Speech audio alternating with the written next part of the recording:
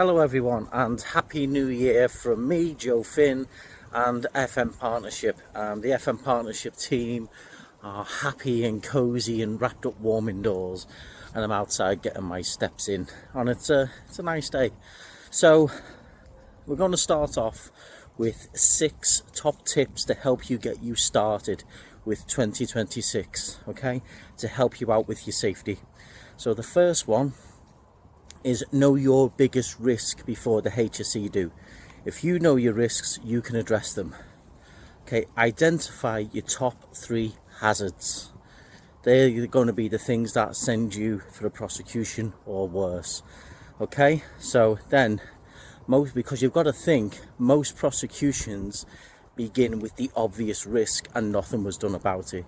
Yes, you've done the paperwork, you've done the assessment, but you did nothing else, and all you've done really is build evidence against yourself. Okay, so remember that. Identify your risk, know the risk, do something about it. The next one is, if it's not written down, it didn't happen. Comes back to what we just said. Simple. If you write it down, you're identifying it. If you write down what needs to happen, you've got a plan. And there you go. You can prove you've evidenced what you should have done. But if you do it, if you do what needs to be done, you put things in place and you make the spending and everything else and the training, if you don't document it, it never happened, okay? Goes the other way.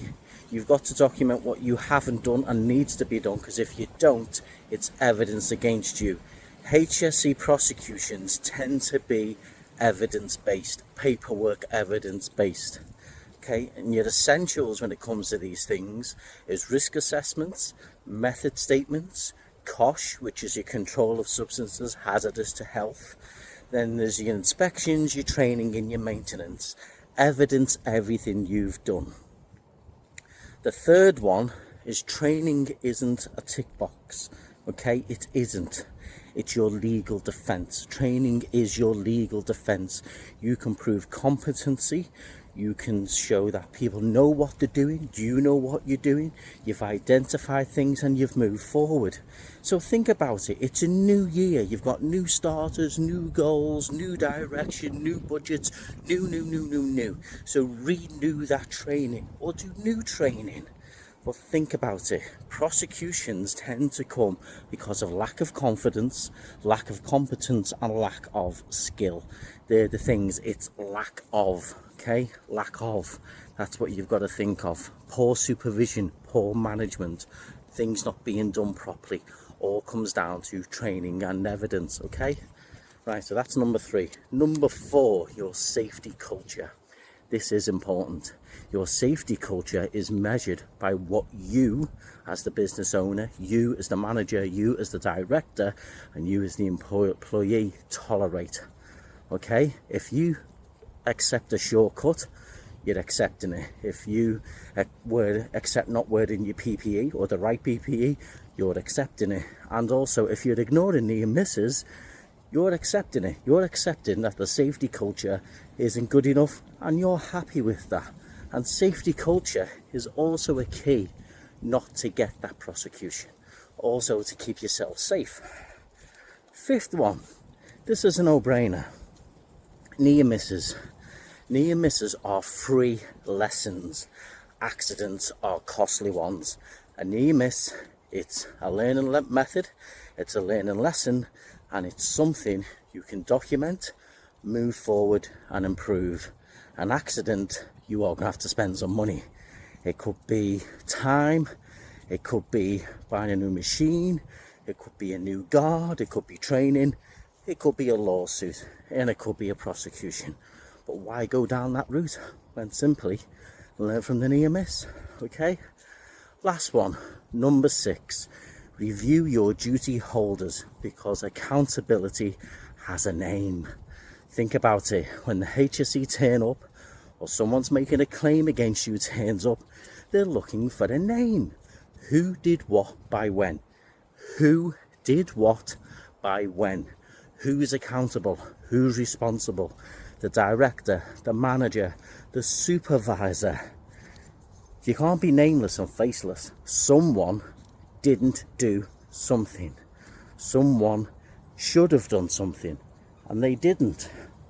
So directors and managers tend to be the ones who are, well, face the duties and the responsibilities when things are unclear, when things haven't been identified, when nothing is done. It falls on the director, the owner, the manager, and sometimes the supervisor.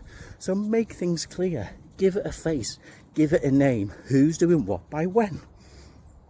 And think about it, the Health and Safety at Work Act, the Health and Safety Management regulations, COSH regulations, CDM, DSE, all these things out there are free to research, free to find, and it's simple. Keep on top of it. Don't start the new year with an investigation or a claim or a prosecution. So let's start again, shall we? Okay, from the top. Number 1, know your biggest risk before the HSE do. Number 2, if it's not written down, it didn't happen, you didn't do it. 3, training is not a tick box exercise, it is your legal defence. 4, your safety culture is what you put up with and you tolerate. 5, near misses are free lessons, accidents are costly lessons.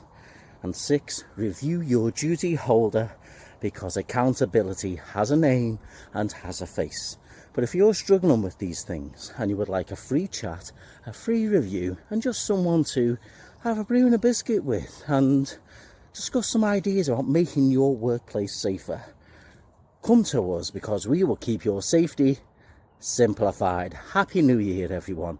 Please have a prosperous and safe new year, a safe and prosperous 2026. And as always, it costs nothing to have a chat.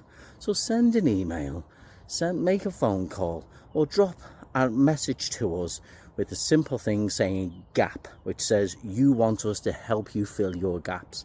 This is part 2, by the way, of how to avoid a prosecution in 2026. There's going to be 3 parts. This is part 2. Stay tuned for part 3. Take care and have a great day.